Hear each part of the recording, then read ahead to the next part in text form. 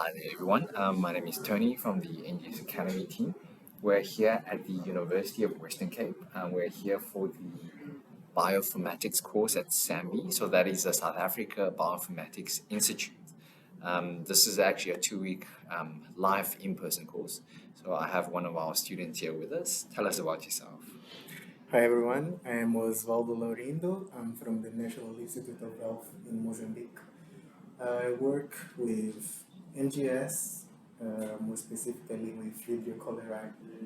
Oh, okay. So how long have you been sort of doing bioinformatics or working in this field? Well, this is a world new world for me. Okay. I've dived into the bioinformatics this year, Okay. and as I was doing sequencing, Yes. I got curious how to do the analysis itself. So I asked some colleagues who were in front and they Yes. taught me the basics. Right. Then I went on and self-taught myself The rest. some basic pipelines, workflows to analyze data. So now I want to grow. Oh, I see. So you sort of you basically worked in the laboratory and you did Yeah, the sequencing extraction. So now exactly. you sort of transitioning into more analysis of the data, running those workflow, understanding that. Yeah, that's Okay. that's true. Okay. And what are, this transition is quite challenging, this coding. You mean, Yeah. last week you worked with Conda, you worked with Nixflow. This week you dealt with R. It's a lot of coding and programming. Is that very difficult? Not quite difficult because we have a lot of information on the Yes. internet. So I watched some YouTube Okay. tutorials and I was familiarized with Conda before I came here. Okay. So it was very easy to follow along. Yes. Yeah. Okay. And then do you find the training helpful in terms of giving you a different perspective from the trainers and obviously helping to sort of establish this network so you have more trainee that you can support? Yes, it really made a difference. I have new perspectives now, Mm-hmm. after this training. Yes. The resources were quite helpful, Yes. and yeah, from now on, I just have to, uh, how can I say, to make use of it. And Yes. yeah, I and mean, when you are in your institution in Mozambique, there's probably not a lot of experts, yeah, people with enough skills in the field. exactly. Now, in this training, you've been added to the Slack work with much broader expert that you have outreach and you have a WhatsApp group you can reach out to other people and you also have the help desk ticketing Yeah. system from the NGS team. So these are channels for you to reach out to other experts, not only on the African continent, but also across the globe. Yeah, that's one thing I found interesting about Slacks. Okay. I thought it was like other WhatsApp groups I was in. You ask a question and it takes long for you to get a reply. Yeah. But in Slacks, people are very active. Sure. And yeah, it's very interesting. To give you that support, so Yeah. if you have a query or issue, you can get an answer on the same day. Exactly. Right. And how are you sort of finding the language barrier? This coding is in English, the teaching is in English. Yeah. Well, quite understand English very well. Okay. I might have difficulty in speaking, but my understanding is quite well. So Okay. it's not a barrier for me. Okay, I Yeah. see. What would you tell, other people or young scientists that's coming into this field? Because, this is pretty much like AI. The pandemic was, 2, 3 years ago. So since COVID-2, people and government have realized, okay, we actually need to do sequencing. We need more skilled people in bioinformatics. So, Yeah. we have now more people coming into the field. What would you recommend to the new set of scientists and youngsters coming into this or fresh graduates? Well, to start step by step. Okay. In bioinformatics, there is a Yes. lot, To and learn. it's easy to get lost. Yes.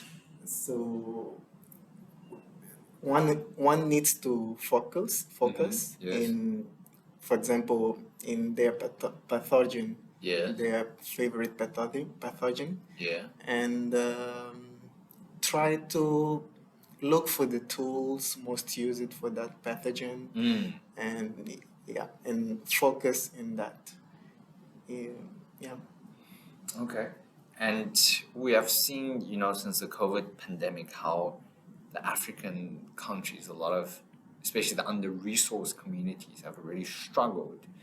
And, we don't have advanced equipment. We don't have people with enough knowledge. How do you think we should be better prepared before the next pandemic or something like this would happen again? Okay.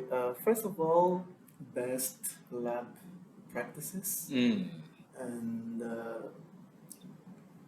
then we should have capacity building to Yes. establish the right people. If we have a nice team in the wet lab and a nice team in the dry lab, we need Communicate. exactly this communication, yes, and we need this capacity building from these both perspectives. Yeah. And in your institution in Mozambique, what pathogens do you currently work on?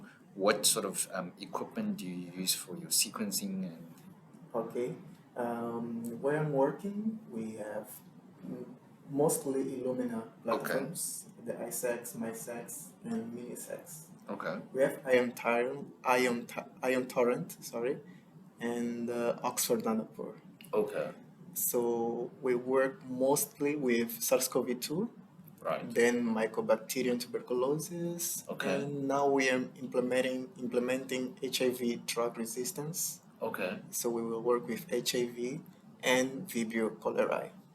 Oh, I see. Okay, and those pathogens, is it high priority in your institution by the government? Is it mandated by the funders or? Um, most of them are high priority in my country. Okay, They represent public health threats. I For example, see. the HIV and TB. Other pathogens like influenza and Vibrio cholerae, they're starting now to be part of this public health. Yes.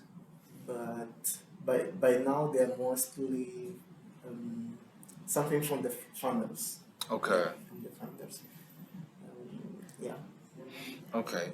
And as we sort of come to an end, I want to ask, what are your sort of main expectations from the course that we're running here, and have the course delivered, and what are you hoping to sort of achieve in this training or future trainings? Yes, the course has certainly delivered. Um, I expect to go home and apply most of the things I learned here, especially for the pathogen I'm working with, which Okay. is Vibrio cholerae. I just love the Bactopia pipeline, which was Yes. taught here, and it's very interesting. And I hope to expand this to my fellows, my colleagues there, So they can so also learn. yes, and make the resources available also. Yeah. Yeah. No, that's great. Thank you very much. Thank you.